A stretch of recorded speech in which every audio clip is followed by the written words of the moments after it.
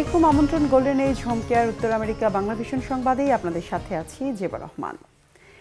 Helicopter বিধ্বস্ত হয়ে ইরানের প্রেসিডেন্ট ইব্রাহিম রাইসি সহ অন্যান্য উচ্চপদস্থ কর্মকর্তার মৃত্যুতে যুক্তরাষ্ট্রের কোনো যোগসাজশ নেই বলে মন্তব্য করেছেন মার্কিন প্রতিরক্ষামন্ত্রী লয়েড অস্টিন। সোমবার সাংবাদিকদের প্রশ্নের জবাবে এই কথা বলেন তিনি। অস্টিন বলেন, হেলিকপ্টার দুর্ঘটনায় ইরানের প্রেসিডেন্টের মৃত্যুর ঘটনা অত্যন্ত দুর্ভাগ্যজনক।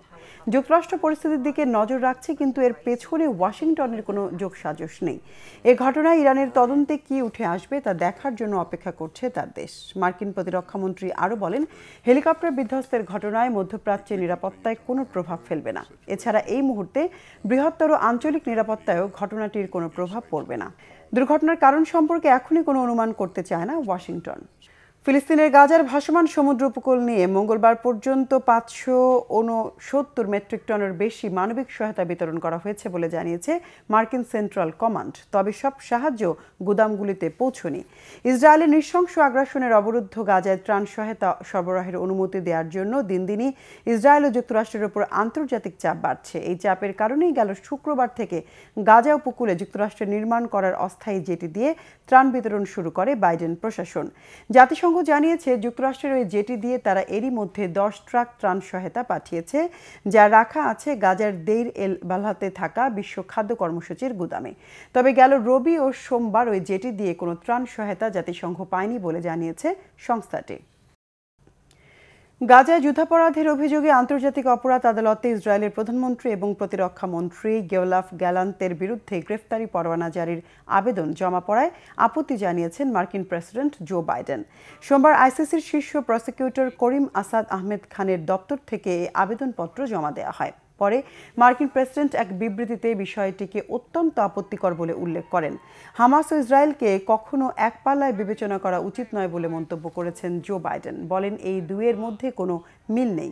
যুক্তরাষ্ট্র সবসময় ইসরায়েলের পাশে থাকবে বলেও জানান তিনি। সোমবার যুদ্ধাপরাধ ও মানবতা বিরোধী অপরাধের অভিযোগ আনা হয় ইসরায়েলের প্রধানমন্ত্রী বেনিয়ামিন নেতানিয়াহু, প্রতিরক্ষা মন্ত্রী ইয়োভ গ্যালান্ট, হামাস নেতা ইসমাইল হানিয়া, ইয়াহিয়া সিনওয়ার এবং দেইফ আল মাসরির বিরুদ্ধে।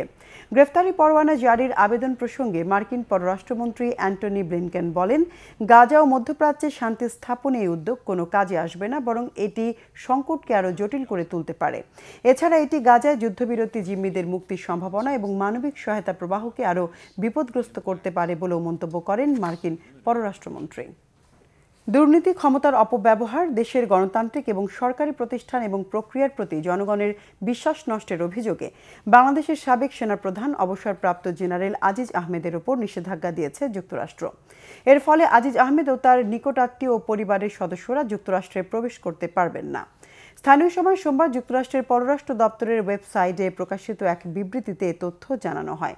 দপ্তরের মুখপাত্র ম্যাথিউ মিলার ওই বিবৃতিতে উল্লেখ করেন, বাংলাদেশে অপরাধমূলক কর্মকাণ্ডের জন্য জবাবদিহি এড়াতেই নিজ ভাইকে সহযোগিতা করেন জেনারেল আজিজ, যেটি একটি উল্লেখযোগ্য দুর্নীতি। এছাড়া অনৈতিকভাবে সামরিক খাতে কন্ট্রাক্ট পাওয়া নিশ্চিত করতে তিনি তার ভাইয়ের সাথে ঘনিষ্ঠভাবে কাজ করেছেন। আজিজ আহমেদ নিজের স্বার্থে সরকারি নিয়োগে ঘুষ নিয়েছেন বলেও বিবৃতিতে উল্লেখ করা হয়।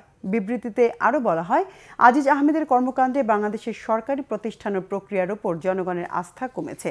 মার্কিন পররাষ্ট্র দপ্তর বলছে, এই নিষেধাজ্ঞার মধ্য দিয়ে বাংলাদেশে গণতান্ত্রিক প্রতিষ্ঠান শক্তিশালী ও আইনের শাসন নিশ্চিতে যুক্তরাষ্ট্রের অঙ্গীকার পুনরায় নিশ্চিত করা হলো। যুক্তরাষ্ট্র বাংলাদেশের দুর্নীতি বিরোধী কর্মকাণ্ড, অর্থ পাচার ও অন্যান্য অর্থনৈতিক অপরাধের তদন্ত এবং বিচারের সক্ষমতা বাড়াতে সহায়তা করতে চায় বলেও বিবৃতিতে উল্লেখ করা হয়। দর্শক, এ ছিল এখনকার মতো। আগামী শনিবার বাংলাদেশ সময় সকাল 6টা, শুক্রবার নিউ ইয়র্ক সময় রাত 8টায় উত্তর আমেরিকা বাংলা ভিশন সংবাদ দেখার আমন্ত্রণ রইল। এতক্ষণ সঙ্গে থাকায় ধন্যবাদ সবাইকে।